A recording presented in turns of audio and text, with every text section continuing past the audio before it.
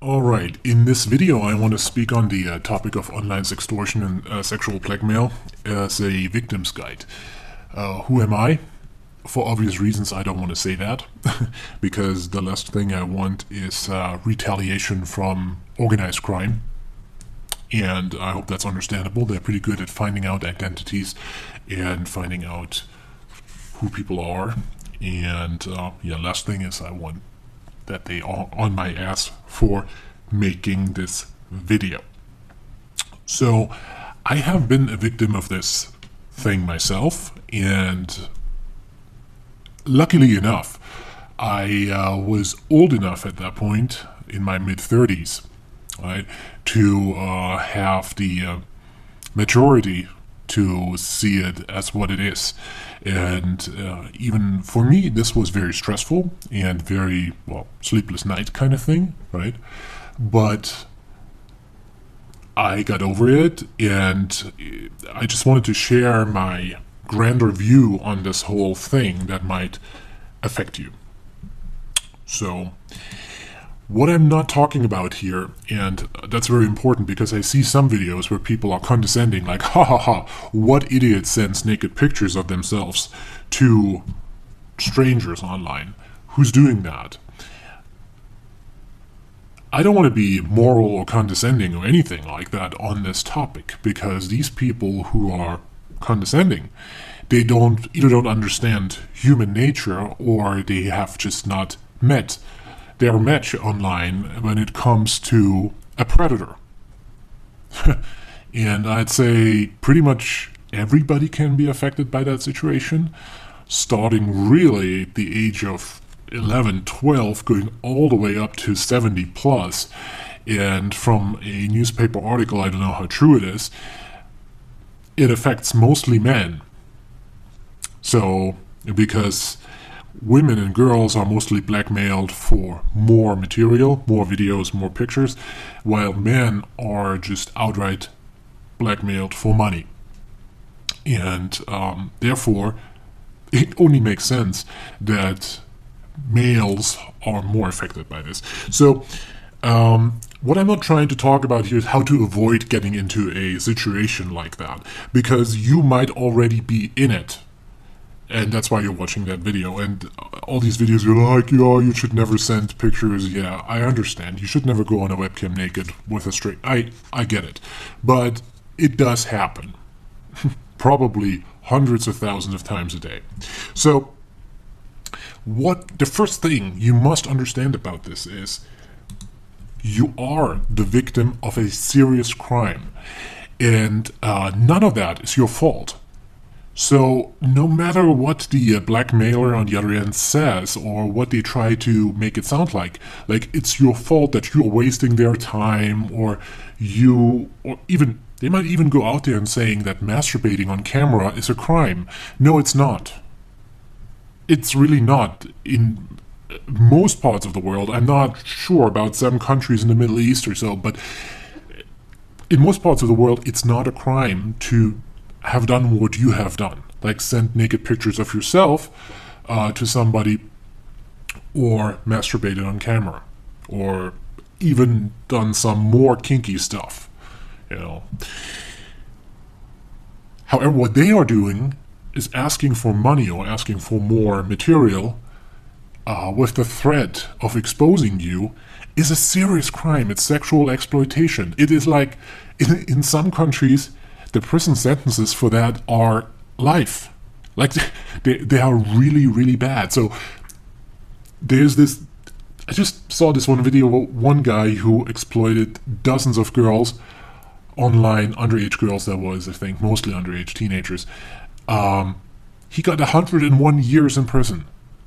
I think rightfully so, but this is a serious crime that is committed, and you are the victim of a serious crime. So this is really important to understand. Do not let the blackmailer talk you into guilt, because you're really not. You're not guilty. So this is very, very important to know. Now, who are these people? And you might think that it's somebody local, or there's somebody in your own country. It could really be anyone, and that is the catch here. The perpetrator could be literally a few houses down, or knows you from high school, or they could be at the other end of the world. They could be in the Philippines, they could be in Nigeria, they could be in Thailand, they could be in Russia or former Russian Republic. All these countries I just mentioned are notorious for having professional scam organizations, professional scam companies that do precisely that. And when you watch some other videos on YouTube where they actually raid a place in the Philippines, yeah, it's like 6-7 people in a room. They all speak perfect English. They just paid attention in school, right? And they are exploiting people from all around the world.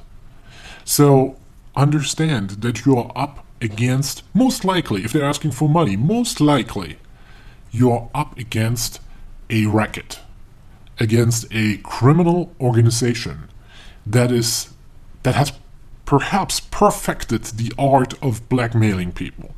So if everything sounds super convincing and they sound super, they come on strong, they seem very compelling in what they say, it's only because you're not the only one they're dealing with. They are probably doing this to many, many people. Maybe 2, maybe 5, maybe 20, who knows? So keep that in mind. You are up against a mighty, mighty enemy there. Okay? And it, as I said, it's a serious crime. So what you also have to understand is this is a crisis negotiation situation, and especially if you're younger, this is over your head. It totally is. It's almost like you need some sort of a rhetorical training on how to deal with almost like a hostage situation. And you are the hostage. So I totally understand that this situation is so over so many people's head that it's overwhelming. And that's exactly what the perpetrators want. So my first advice, and we'll get into much more advice later down this video, so stay tuned. Stay calm. Take a step back.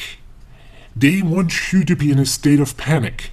They are really, really good at inducing it. They know the triggers, and they will play them on you. So stay calm, take a deep breath, take a step back, and just try to evaluate the situation you're in from a logical standpoint. So the first step is really, is it a complete scam? Meaning if they have nothing on you, then you have nothing to fear. There are mass emails that some scammers send out that contain your phone number and say, oh, or that even contain your physical address. All of these things are public record in the United States. It's fairly easy to find out if you're in the US where somebody lives. So don't be surprised if they have tidbits of information about you. It could also be from like hacks, where other websites got hacked and they got like not even your password, but your password hint, like what street did you grow up in, and they know it because some database got hacked a year ago. So if they say they got your pictures, but they are not showing them to you, or they say they have a video of you, or they somehow hacked your phone and recorded you while masturbating, if they don't show the proof that they have it, most likely they don't. So it's very important. Many of these blackmailers will show you that the pictures or the videos are still of a video or something. At this point, you know they have something. But if they don't do that, chances are they have nothing, and they're just playing hot potato with you. They're just trying to make you crazy. And sometimes they have something, like they show you a picture, they show you a video, and then they make up that they know who your family is, but they really don't. So determine if it's a complete scam. And I almost touched on that, but if they say let's say they really have something on you, they recorded you doing something, or like naked, have a naked picture of you, or a few, or even a whole collection of pictures, evaluate what they really have. Because they might pretend that they have much more than they were showing you, just because it just sounds so plausible. Pretty much everything they said was right, and now they say, well, I got your father's phone number. Or I got you, while they then they could just say what the phone number is, couldn't they? But if they don't, chances are, again, they don't have it. Now, this one is tough because I wouldn't be too forthcoming. I wouldn't be too asking them too much. But if they just dangle around ideas, what they have and what they could do, but they show no proof, don't believe it. They are liars, so don't believe it. Now, this is the biggest advice that every video or every article on this subject gives you. Do not give them any money. Every expert agrees on that. I want to touch on why that is, because if you give them money, they will 100% sure come back for more. And that puts you into a situation where at some point you have to say no. But at this point you have lost money. So every expert agrees, don't give them money. A small exception, and use that with caution, is in the heat of the very first moment. Because the very first moment, let's say you had a video chat with supposedly a girl or a boy online, right? And now they turn around and say, hey, I recorded you, here's your video. Pay me X amount of money. As this is totally a gun to your head situation, you have to see it as such. Because imagine you are held at gunpoint. If you make any rapid movements, they might pull the trigger. And the danger of getting exposed is the very highest, like the minute they show you they have the material. And as stupid as it sounds, at this point, you might want to comply, but not entirely. So, and I'll touch on that a little later. Giving them money is a lose-lose proposition, as I already said. They will come back for more. So you lose money, and your situation has not improved. And no matter how compelling they are, that they say they will delete the material, they will show you how to delete the material. Digital photos or videos, once they have them, they can deceive you left and right, saying, "Oh look, I have deleted the file." It means nothing. It means simply nothing. So do not believe that. Do not send money, even if they swear on the heavens and the sun and the stars that they will delete your material if you send them money. Don't do it. Small exception, as I touched on before. Let's evaluate the situation from their standpoint for a moment, just so you get more perspective on where they are coming from. In most cases, they only want one thing, and that is your money. Except for when most likely younger girls get exploited by men, they want more pictures. But that's under 5% of the cases, perhaps, according to this news article that I read. I'm not sure how precise that was. But they want your money.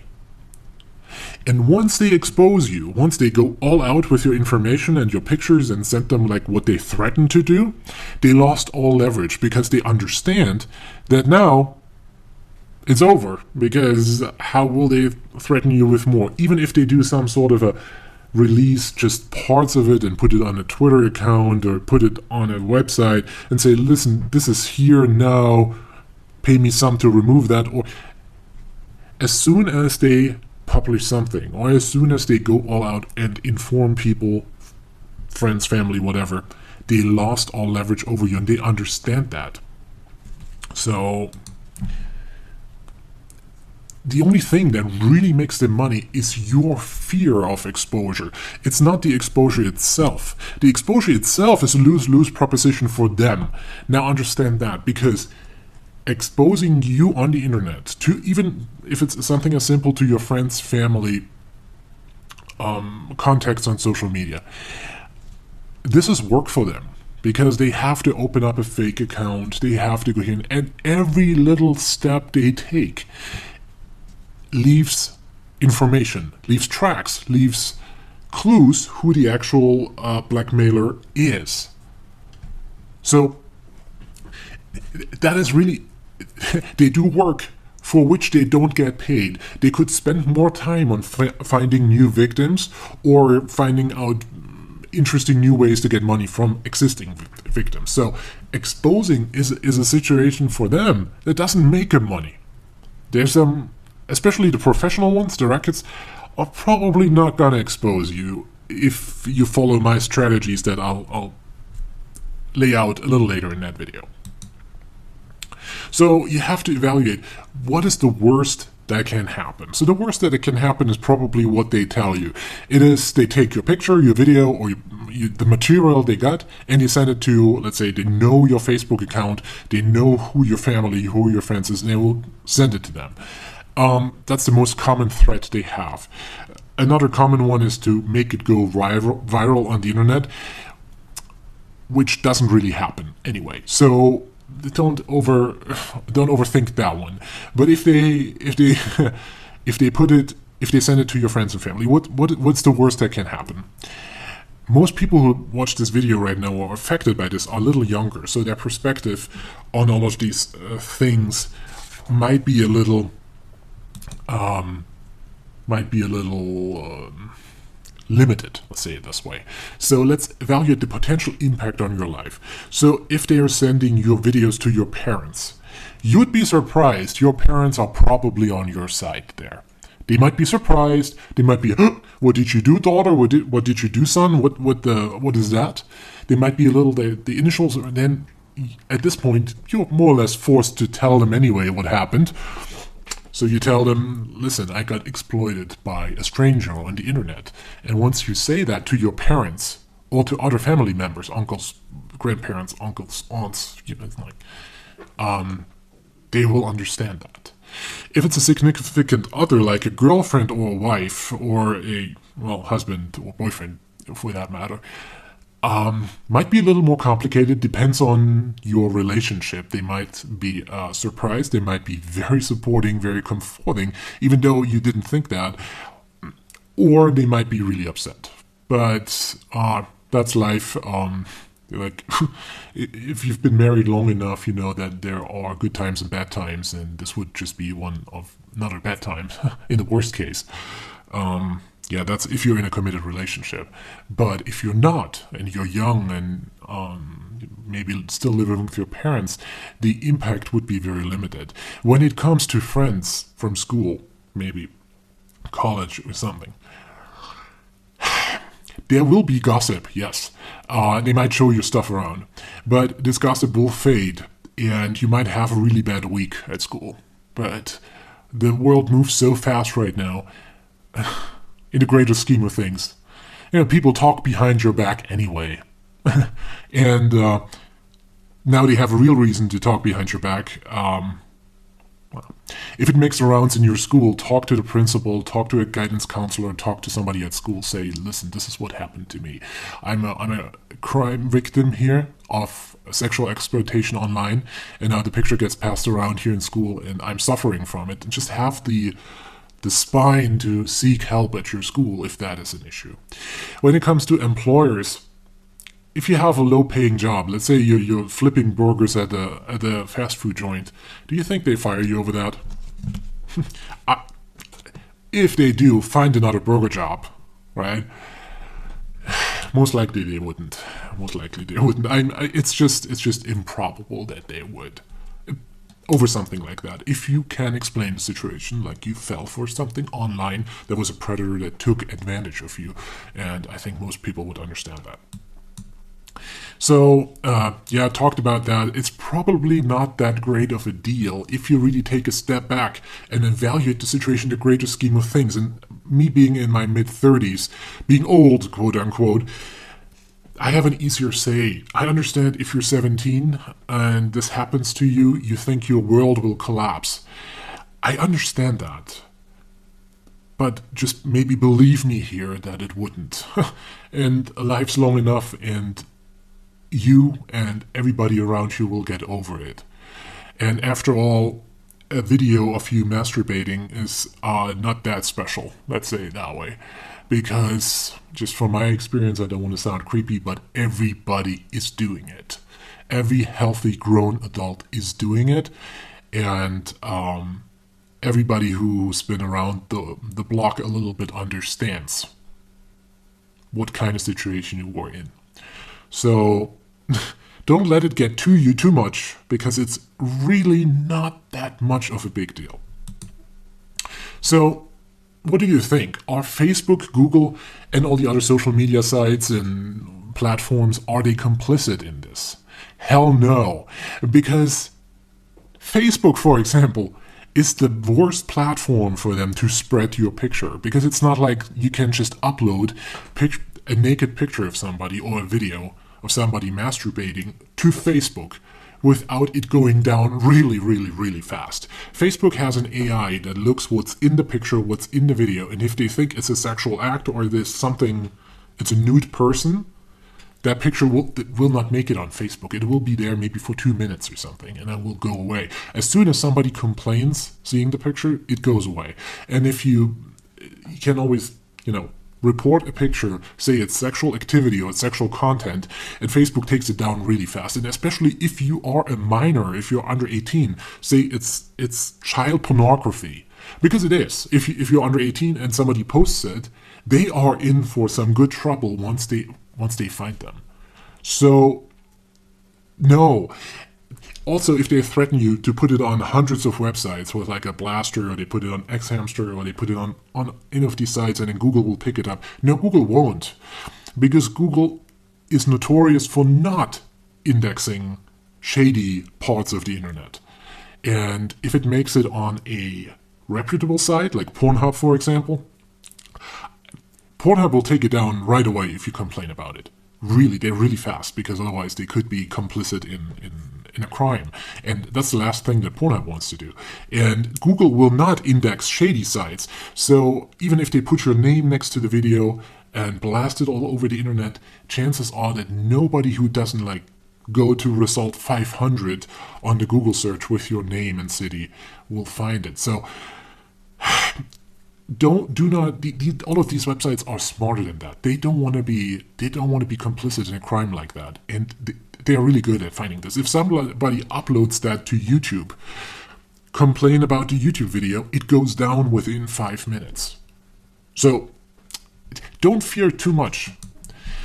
So now let's get to the action steps, and because that's probably what you're looking for. And I have to say one thing first.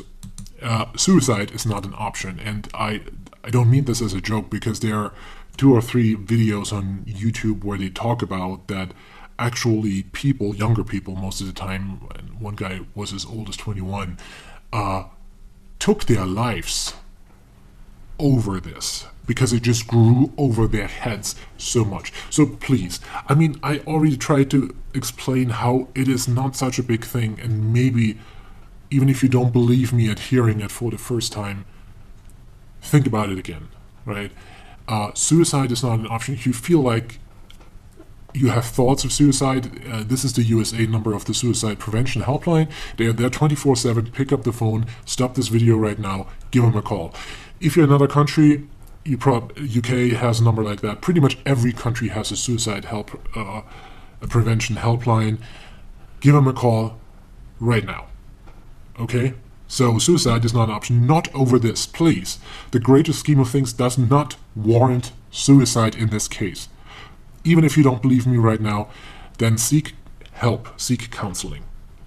Now, again, do not give them any money. I only explained that in this one particular situation, like when you're more or less at gunpoint right the first minute, so to speak, maybe try to negotiate them to the lowest amount possible and pay. But other than that, do not give them any money. No matter what amount it is, it will not go away. The situation will not go away by paying them money. You'll only lose money, and they'll ask for more. 100% guaranteed. 100% guaranteed. But while still chatting with them, so if you're still in contact with a blackmailer, here are my action steps. Stall them. Greyball them. In case you don't know what greyballing is, if you Google it, you find something about Uber using greyballing on authorities, because it's a very effective technique. Greyballing basically means trying to avoid them by deflecting, by being uninteresting, by just saying things that don't really answer their questions, that don't play into their narrative. So be uninteresting. As you're dealing with a criminal organization, most likely, you're dealing with a racket, you're dealing with a sadist, you're dealing with really, really, really scum of the earth type of people. You're more than fine to lie, deceive, or my favorite, play dumb. Because it takes them in a situation where they have to over-explain themselves, and where it puts them in a defensive situation if you just somehow don't understand them right and make mistakes. Do not be, and this is very important, do not be offstandish, do not be cocky, do not be overly smart. You are in a losing situation. You are the underdog in this particular negotiation you're having. But your best way to go is gray ball, which means be uninteresting, deflect, lie, deceive, play dumb. So let's say they want $500 right away to not, disseminate your pictures or videos. Say you don't have the money. Say you get your next paycheck next week, and until then, the only thing you can scrap together is $50. If you're lucky, it could be $45, you're not sure. Just be super complicated, and if they agree for the $45, maybe send them the $45. But then that is the first and last payment ever. So, being really weirdly uninteresting and sloppy and hard to grasp, if you're trying to reason with them logically, you lose. If you reason with them a little bit like a person who has a screw loose, no, don't overdo it though, but a little bit, on the slow side. They have a hard time, and they probably the discussion is not, the negotiation is not going too well for them. And there's nothing really they can do about it. After the conversation, like when they let you go, right, block them. And as a little bonus, you can report them. Pretty much every, like Skype and Kik and all of these chatting apps that you might use have a report feature, so you can report the account, but not before taking screenshots and documenting what the conversation was. So block them, and as a bonus, report them. If they're using text messages, like SMS text messages, they most of the time use a number that is a voice over IP thing, so they're not going to use a real phone provider. You can research how to find out what the provider is and then file a complaint with them. That is not all that hard, but you might want to Google that. So these phone numbers go down really fast if they are used for scams like that. So if they later approach you through a different channel, don't reply and block them right away. Now, if it's a day later, if it's a week later, if it's a month later, and some come a year or 2 years later, if they find a new phone number, if they find a new account, if they find something new about you, they contact you again, say, here are the pictures, now pay me. Do not, and even if they just say hi or hello or how are you, how have you been, do not engage. Don't reply and block the new accounts, and as a bonus, report them. Now go through everything. All your social media accounts, all your email accounts, all your accounts that are somewhat public facing. Maybe even your parents' accounts, maybe even accounts of your loved ones. Make sure you change all the passwords so they do not get access to your account. Sometimes they hire hackers trying to get into your accounts. So it's rare, but they might do that, right? So these are criminals, they have access to hackers. So secure all your accounts, use long, complicated passwords for all, set up two-factor authentication for your accounts. Set the privacy settings in your accounts to the highest possible. On Facebook, that's a little bit complicated these days, but there are tutorials online, a 6-7 step thing you do with your Facebook account, so it basically blocks off everything. They might already have your friends list, they might already have that, but close up your account, well, close it all together if you don't need it, or set the privacy standards so high that the account is barely visible. So that's one thing you can definitely do and you should do right away to secure that. Oh, by the way, if they threaten you to send something in the mail, in the U.S. postal or like through the postal thing, it's unlikely to do it because that's another crime. In the United States, using the postal service for crimes is a federal offense that would get you in deep trouble.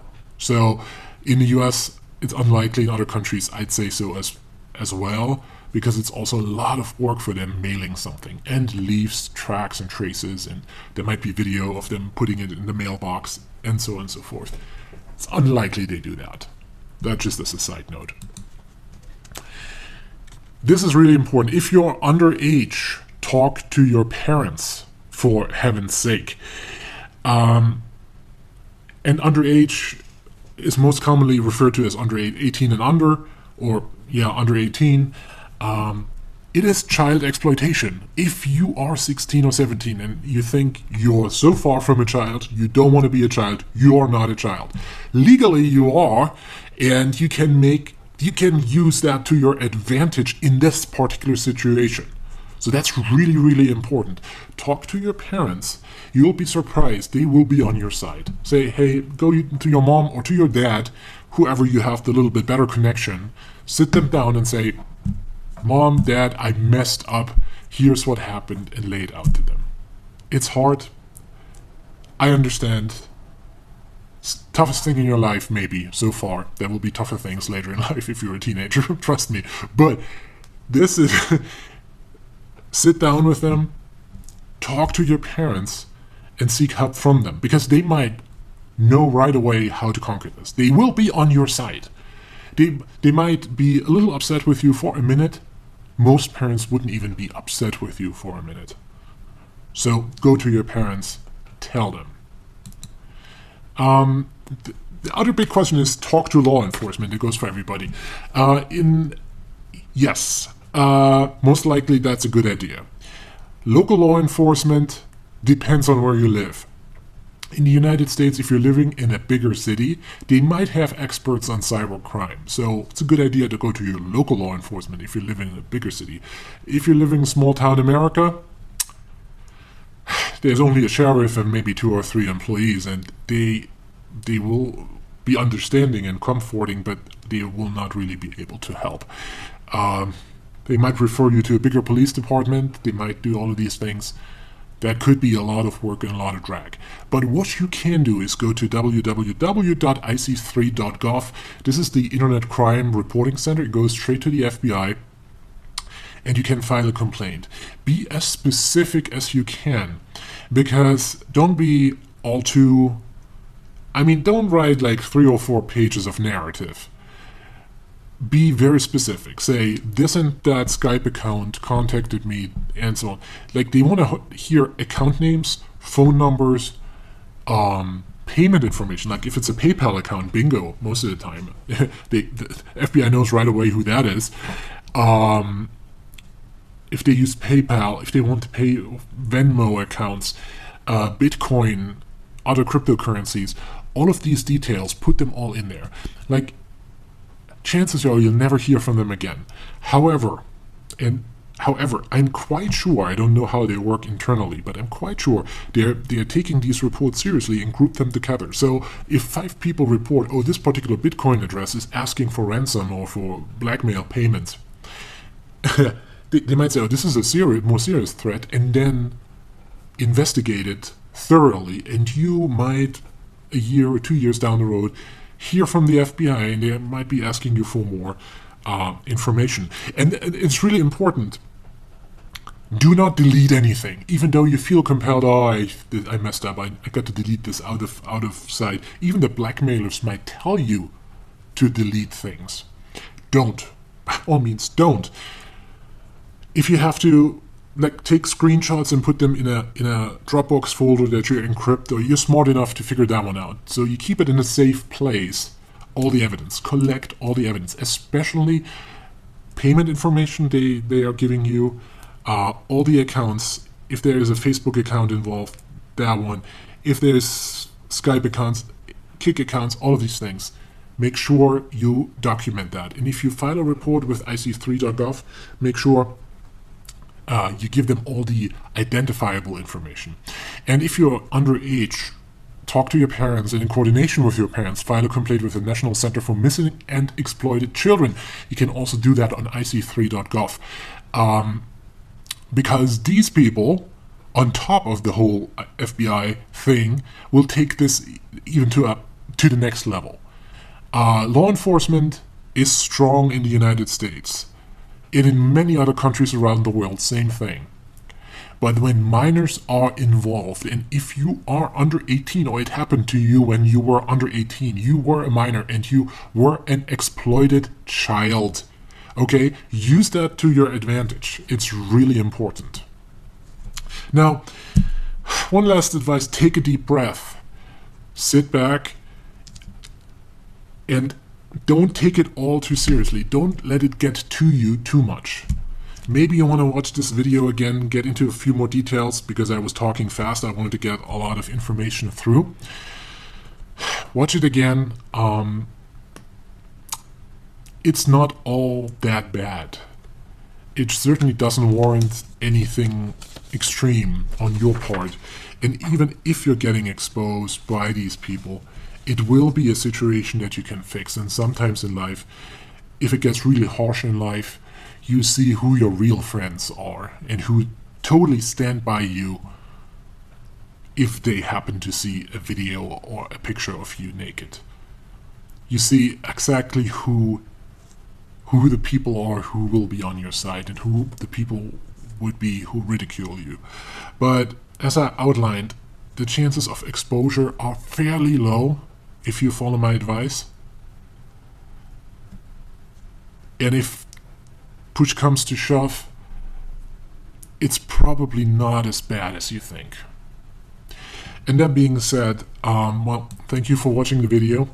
And if you found this helpful, you can help me a great deal if you hit the like button, like the thumbs up, the subscribe button, and ring the subscription bell. Because not so much for me, but this video then will get pushed up in the search results on YouTube, and when somebody Googles sextortion or blackmail, sexual blackmail, this video, if you found it helpful and you want other victims who are in the same shoes like you see this video, please, not for my sake, I'm probably not going to put too many more videos on this channel anyway, but I'm not doing this for money. Like, subscribe, ring the bell. This gives signals to YouTube that this is a good video, a video with real content, and it will help so many more people. And if you like, you can, and you can afford it, buy me a beer. I put some cryptocurrency addresses underneath the video for anonymity reasons, because nobody, I don't, as I said, the last thing I want is retaliation from organized crime. Buy me a beer, again, as this affects minors. If you're underage, of course, don't buy me a beer. But if you feel inclined, buy me a non-alcoholic beverage of your choice. You'll never meet me in life anyway, but I so appreciate a small donation if you do that. Thank you so much, and have a good night.